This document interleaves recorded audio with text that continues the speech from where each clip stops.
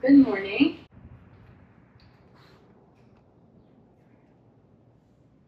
We have heard it numerous times, but I believe that it is true that there is nothing quite like the Arkansas Grand Prairie sunset. And it wasn't until a museum guest recently came in that I really understood why.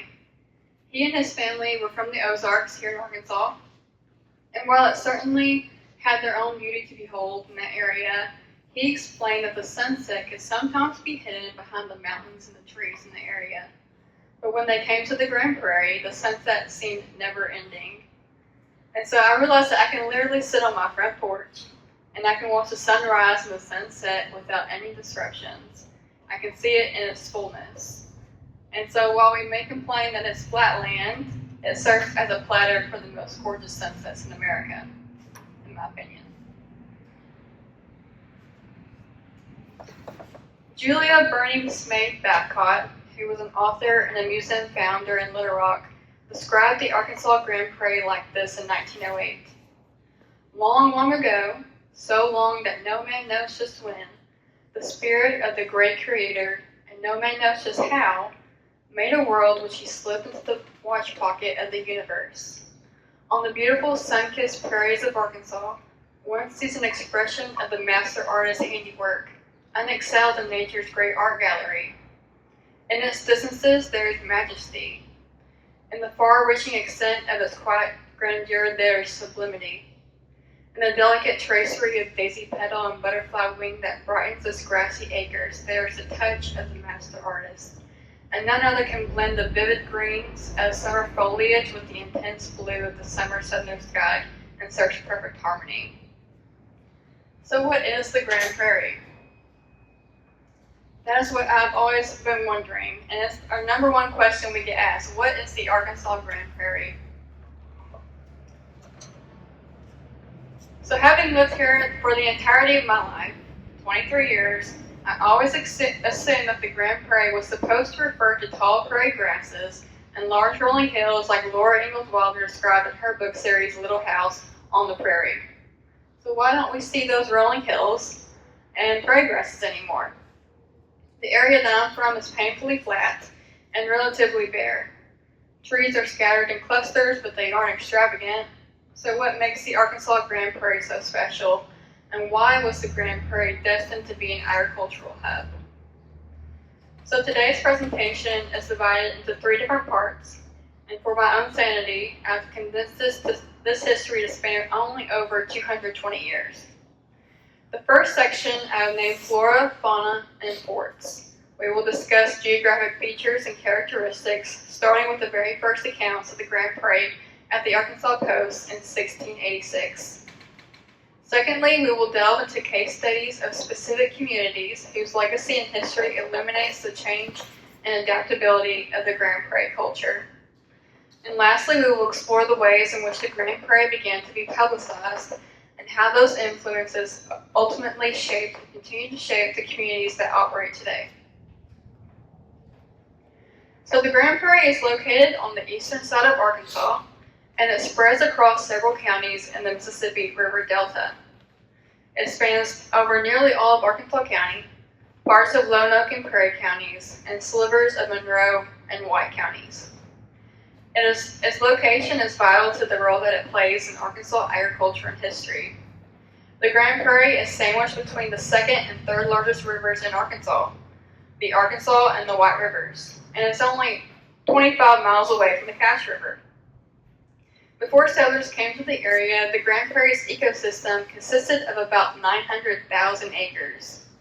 There was about 500,000 acres of forests and woodlands and 400,000 of prairie land.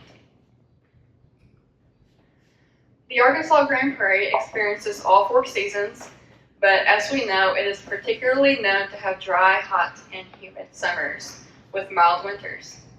Historically, this has made the area prone to grass fires, which makes it hard for trees and other woody plants to grow. As you can imagine, the museum is home to a plethora of photographs relating to agriculture and farming, but we do not have as many photographs of early prairie land that had not yet been plowed. So this photograph is one of the earliest that we have, and it dates back to the 1890s, and it shows the prairie land before it was actually tilled. As you can see, Grand Prairie land is typically flat with some hills. The soil is irrigation friendly, and that's mostly due to its composition. The topsoil is mostly silty loam, and silt is a granular soil that is soft to the touch and is nutrient dense.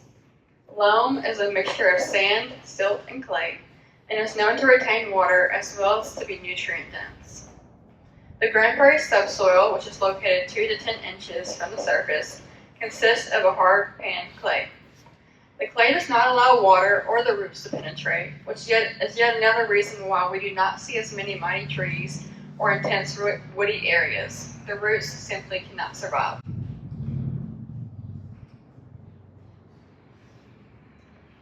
As previously mentioned, the area has fewer trees than our neighboring Delta region does.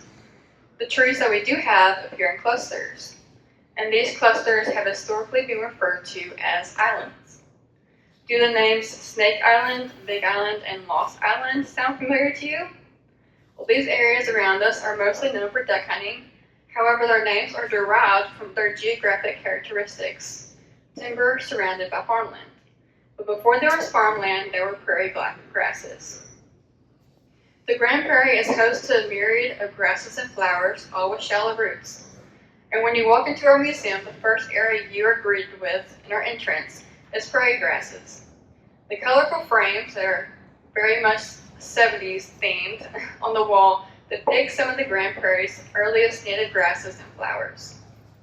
Today, farmland has taken up nearly all of the original prairie grasses, making the original flora and fauna seem different than it once was. The Arkansas Natural Heritage Commission designated 4 areas on the Grand Prairie for our original prairie grasses to grow without the threat of being tilled. The biggest prairie is the Railroad Prairie, which is located between Carlisle and DeVos Bluff. It's on 250.7 acres. Most of us are familiar with Roth Prairie, located just south of Stuttgart, and it sits on 41 acres. Downs Prairie is another familiar one, being in DeVos Bluff and sitting on 24 acres. And lastly, there is Konechny Prairie and Konechny Grove, located around Hazen. Together, the prairie and the grove are about 92.27 acres. So from the original 400,000 acres of prairie land, a whopping 407.97 acres is all that is left. That is about 1% of our original prairie acreage. Before Arkansas was Arkansas, it was an extension of France. By 1803, after switching hands from French ownership to Spanish, then back to French, the United States bought this red area called the Louisiana Purchase for the sum of $15 million. This consisted of 828,000 square miles. And I have to bring this history of Arkansas up for one sole purpose, and that's the Arkansas Post. Located at the southernmost tip of the Arkansas Grand Prairie, the Arkansas Post around Gillette was the first permanent European settlement in Arkansas in 1686. And to put that in perspective, that is 89 years before the Revolutionary War and exactly 150 years before Arkansas even becomes a state. Because of the Post's rich pre-America history, we have invaluable resources not only about its culture, but about its land. Although the Arkansas Post is located along the southernmost tip of the Arkansas Grand Prairie, this is where we get some of the earliest descriptions of the area. In 1686, Henry de Tonty explored and established the Arkansas Post, and in 1687, Henry Joutel became the first to describe the area. In his memoir, Joutel described the area as a place with settled hills and plains. He noted the Arkansas River and its nearby woodlands. The earliest settlers of this muddy area were traders, mostly with the Quapaw people, and later the Post would become a hub for agriculture, particularly cotton. Joutel goes on to describe the Post like this: "They are established in a very good country, and according to the report of the Frenchman, behind the house there is the plain, which is not far, and in which there are quantities of buffalo, roe deer, bucks, and does. The woods contain bears and other animals. As concerns games that flies, there were all kinds. They also had an abundance of fish in the river. Also, they prepared much better meat than many other peoples who did not have the opportunities. So this description isn't too different from what the area is like today. Giselle briefly introduces us to the Arkansas Coast's habitat as prairie grasslands and hardwood forests. And one misconception is that the Arkansas Grand Prairie is just prairie land, but that isn't so. The Arkansas Grand Prairie consists of 6 different landscapes. We have already mentioned this, but the prairie grasslands took up 400,000 acres of the Grand Prairie before settlers came, but it only takes up just over 400 acres today. Prairie grasslands are mostly characterized by their tall grasses, and one of our favorite stories to tell our school groups is in front of our prairie cabin outside. We explain how the early settlers on the Grand Prairie would erect fences around their properties, and not just to keep the cattle from grazing close to their homes, but to keep prairie grasses away from the house in case they caught fire. Many times these grasses would range anywhere from 5 to 7 feet and be very prone to catching fire in the dry summers. There are 4 native grasses: big blue stem, little blue stem, Indian grass, and switchgrass. And that photo is actually the dedication of Roth Prairie in the 70s. Bottomland and terrace hardwood forests are other landscapes found on the Grand Prairie. Before settlers came, there were 438,000 acres of bottomland and terrace hardwoods, and today there are around 200,000 acres left. These types of land can mostly be found along the floodplains and along the rivers. And while the bottomlands are prone to flooding, the terrace hardwoods aren't, because they are described as the middle land between the bottomland and the upland. So the upland hardwood forest consisted once of 90,000 acres before settlers came, and today there are about 40,000 acres left. Differentiated from bottomland forests, the uplands can be found along hills and bluffs along the river. This area, along with said-mentioned terrace hardwoods, are not prone to flooding. Did you know the Grand Prairie also has a savanna landscape? This one was a shock to me. Simply put, a savanna is described as a grassy woodland area where 50% of the habitat is grasslands. Before settlers came, the savanna landscape consisted of 30,000 acres, whereas today there is only about 700 acres left. The Grand Prairie also has an area called a slash. My great-grandfather was the first person to introduce me to this word. He was a Casco native and always talked about an area called marsh slash. The characteristics of a slash match what marsh slash look like today. A slash has been described as a transitional habitat from prairie lands to bottomland hardwood forests. Before settlers, there were about 16,000 acres of slash, and today there are only about 400 acres left. Finally, there are seasonal herbaceous wetlands. Originally, these consisted of about 6,000 acres, and today they only consist of about 400 acres. The wetlands were no bigger than 10 acres apiece, and they were typically found in depressions in the land around rolling hills. So all that information about the different landscapes and habitats on the Arkansas Grand Prairie can be found in this book called The Grand Prairie of Arkansas, Past, Present, and Future. And it was published by the Arkansas Natural Heritage Commission in 2013. And we have these on the bed of this truck and on that back table, and they're really interesting, so I encourage you to go pick one up. They're free.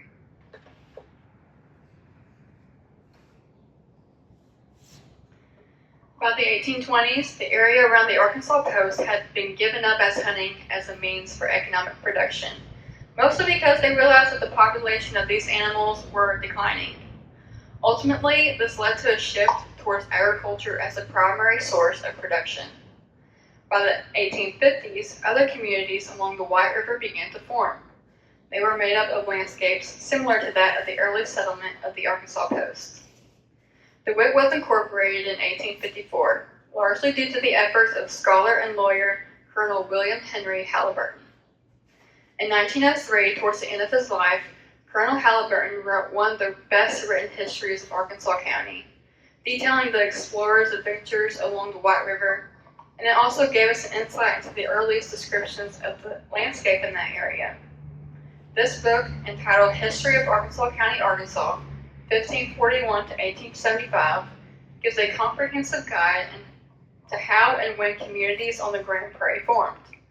And although he only focuses on Arkansas County and not the other counties that are also on the prairie, we can assume that some of the details about the soil composition and geographic description are similar elsewhere.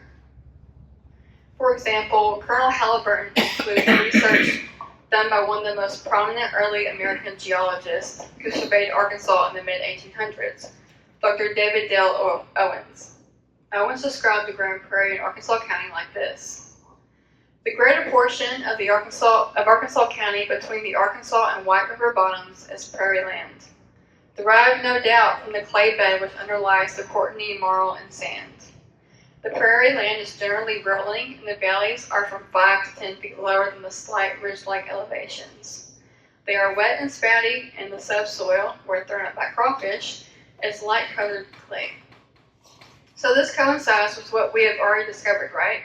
One of the biggest key factors to the land across all of the Grand Prairie is its subsoil, thick, dense clay. Colonel Halliburton continued to describe Arkansas County as being particularly ripe for fruits. He suggested the following were suitable for most homesteads at the time: apples, pears, peaches, plums, figs, strawberries, blackberries, dewberries, raspberries, grapes, and muscadines. He also went on to explain the soil's fertility and how it's best farmed for cotton, corn, wheat, oats, sweet and Irish potatoes, stock peas, melons, and other small vegetables. While the wheat was in its infancy in the southern half of the Grand Prairie, another community began to sprout as well. North in Prairie County, a man named Dr. William Cogswell Hazen brought his family and slaves from Virginia to the Grand Prairie of Arkansas in 1854. After clearing prairie grasses, Dr. Hazen planted cotton, shipping it on the White River and the nearby port of DeVos Bluff. Dr. Hazen's ventures halted during the Civil War. Communities like Hazen, DeVos Bluff, Crockett's Bluff, and the Arkansas Post, and even DeWitt, which were located along the rivers, were particularly disrupted by the Civil War because of their accessible means of transporting products, supplies, food, and people. Naturally, Dr. Hazen decided to pack his belongings and escape the looming perils in nearby DeVos Bluff by moving to Texas. He would later return. Following the end of the war and into an age of Reconstruction, the production of cotton continued to be a primary crop for Hazen. And to give you a clearer perspective, this map, which might be a little bit hard to see, it's the United States in 1890, and it represents cotton growers. The darker the area, the more cotton was produced. And as you can see, the darkest parts in Arkansas are along the Mississippi River Valley, right in this area. So in 1840, Arkansas was 8th in the country for cotton production. But during 1859 to 1889, Arkansas sat as the 6th in the country for cotton production. After the Civil War, the southern part of Arkansas County began to see a rise in growing corn rather than cotton. But during the late 1890s, grassroots rumors began to spread about a new experimental crop that could have the potential to give the Grand Prairie a leverage in modern agriculture production. And in 1889, Arkansas was noted in the horticulture census as having a total of 9 acres of their agriculture devoted to rice for the very first time. William Henry Fuller moved from the prairie land of Nebraska to the Grand Prairie of Arkansas in 1895. A year after moving to Arkansas, he embarked on a hunting trip to Louisiana. And during the 1890s, Louisiana was the #1 producer of rice in America. Having a similar topography, Fuller suggested that Arkansas also had the potential to have a successful rice industry. He describes this in his own personal diaries. August 25th, 1896. I, William H. Fuller, in company with Hewitt Puryear, left Lonoke with a team and wagon to go to the Gulf Coast of Louisiana. When we got in about 8 miles of Crowley, Louisiana, we came to the first rice either of us had ever seen grow, on the 8th of September, 1896, owned and operated by the Abbott boys of Crowley, Louisiana. We stopped there half a day viewing the rice fields and pumping plant. From there we went to Crowley, stayed the night with L.H. Thompson, stopped there 1 day and a half. In that time, I visited W.W. Dunson rice plant, going over and getting all the information I could. I found the circumstances for raising rice about the same as would be here, and it convinced me we had a good rice country if we had the water. At that time, there were no wells there, but they were talking of making wells, which gave the idea of wells here. So Fuller took back with him the knowledge of the basics of rice growing and a handful of rice seeds, and then he planted his first crop of rice at his home in Carlisle in 1896. He goes on to explain it like this.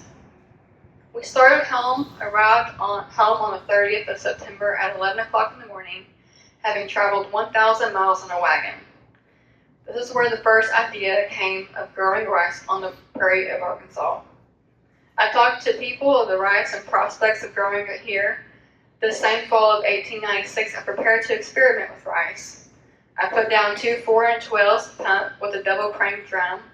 I bought my machinery of Bill Daniels of Lone Oak, Arkansas, that runs the cotton gin, and now in the spring of 1897, I planted 3 acres of rice on my farm, on the prairie, and I partly watered it with the same little plant. Some of the rice grew and done well until I pulled my pump to pieces. Then I gave it up for that year. My seed I bought 1 bushel from Jack Nobles, who lives south of Seton, for $2, and the rest of the seed I got from L.H. Thompson in Crowley, Louisiana. There had been rice raised here in the timber country for several years by Elias Moses and Jack Nobles, but not on the prairie. While this crop was a failure, it was the beginning of rice culture on the prairie of Lone Oak County, Arkansas.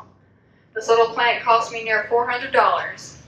The industry of rice here has sprung from that.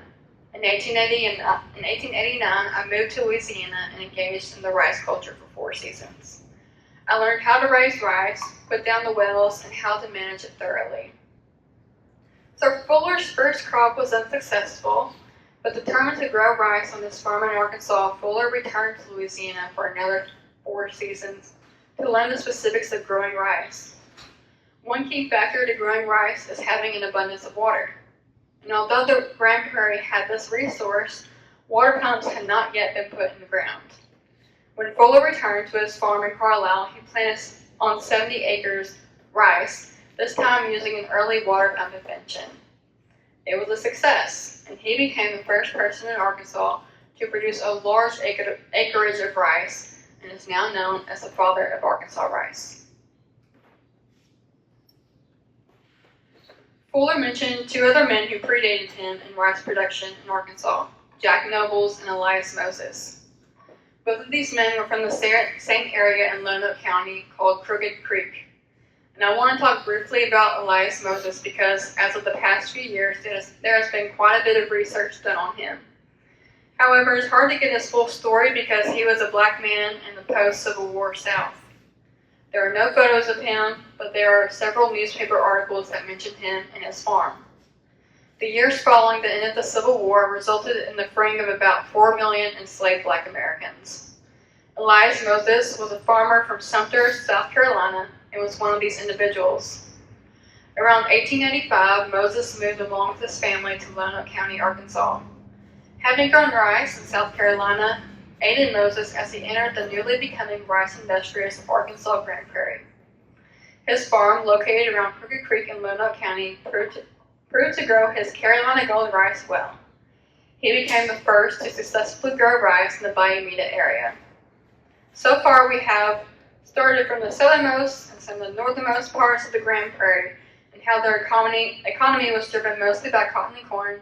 But by the 1870s, we began to see migration to the central portion of the area in a little area called Gum Pond. So let's go back in time just for a little bit and recount Burkle's arrival on the Grand Prairie, because his promotion of the area is somewhat a foreshadowing of Stuckart's later prominence as a rice farming hub. Reverend Adam Burkle arrived on the Grand Prairie in 1878, but it certainly wasn't what we see today. Instead of perfectly square tracts of farmland, prairie grasses roamed free. Prairie chickens and willow flycatchers populated the areas, and today they're extinct from the area.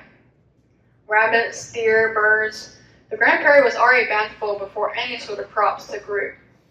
It may not have been as magnificent as those towns between Ohio and Arkansas, but it was a place that Burkle was able to afford and establish for his family. But Grand Prairie soil proved to be more fruitful than Burkle realized. Having promoted this area to the north as being ripe for assortment of fruit trees, grape vineyards, grains, grasses, and hay, he was on the right track by visualizing the Grand Prairie's future as an agricultural hub. He promoted the area in newspapers, urging people to make the move because of the area's good soil, its water outlets and drainage, the forest land and prairie land, as well as nearby creeks and bayous. Burkle envisioned the fruitfulness in the area, or maybe he was just particularly interested in making sure he got his money's worth. Later he said, "The price of land according to value is very low, so with the blessing of God, an industrious and economical man can soon be prosperous. Whoever cannot make a living here is not able to make it anywhere." That was his words, not mine. He even went off to list his own garden's inventory: potatoes, corn, Arkansas apples, grapes for wine, bees and wildflowers, and hay. He went on to say that I have never experienced a failure of good harvest. One of the earliest crops to make a decent revenue was hay. It was cut, dried, raked, and shipped out. An early agent and promoter of the Grand Prairie, William Price, said this about the land in 1890. "Nowhere in Arkansas can land be found that would please the farmer from the north more than on the Grand Prairie and Stuttgart. The soil of the prairie is loose and drains well, and by nature the soil is especially suited for pasture for the plow and mowing machine." Corn was another big crop for Stuttgart towards the end of the 19th century and early 20th century. Up until this point, the people who migrated to Stuttgart were planting mostly the same thing that they would have in their old communities back in Ohio and other states of the Midwest. These areas were known for producing hay, wheat, and corn.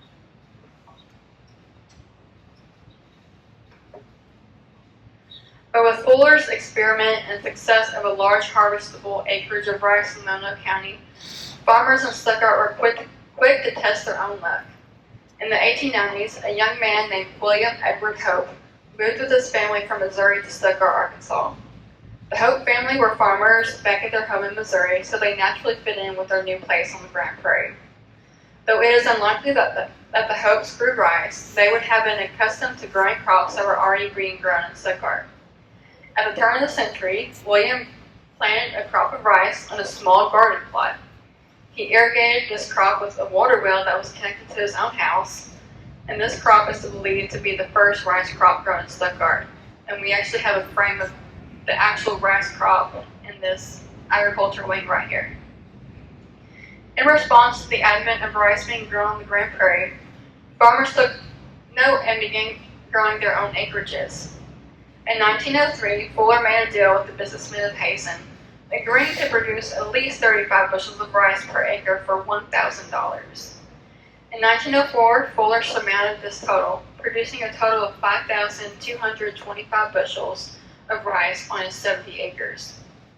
Having made a profit, he hoped to promote an enthusiasm for rice growing across the Grand Prairie. By 1905, several Stuttgart families began growing rice.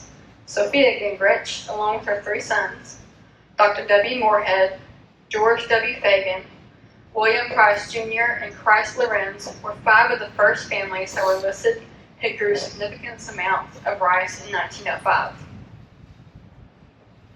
By 1907, rice had grown from a small acreage crop to one that began to be exported to southern states for market. Farmers in the area decided to come together to create a local mill. And according to the Arkansas State Rice Journal in 1909, having local rice mills was important to keep up with the competitive market and to encourage the growing of large acreages of rice. And up until this point, Grand Prairie farmers were sending their harvested crops to larger rice industries in Louisiana or Texas. In 1907, Stuttgart opened the first rice mill in Arkansas, the Stuttgart Rice Mill Company. The Arkansas Grand Prairie has struck gold, if you will. In just a matter of a few short years, the advent of rice farming spread across the prairie with anticipation of better economic rankings and stability for farmers, their families, and supporting businesses and organizations. The fruits of their labor proved to be prosperous, but it came at the expense of the Grand Prairie's natural landscape. Earliest records show that parts of the Grand Prairie, particularly within the southern region, had been plowed and tilled since 1840. Undoubtedly, that alone has impacted the way our soil behaves now. Prairie grasses have been uprooted and utterly destroyed, leaving the last several generations confused as to what a Grand Prairie actually is. But if I can describe it simply, it would be like this. From its inception as one of the most important trade routes in America to its current position as a leader in row crop production in the state of Arkansas, the Arkansas Grand Prairie has been, and if its people prioritize stewardship and sustainability, will continue to be a land of plenty.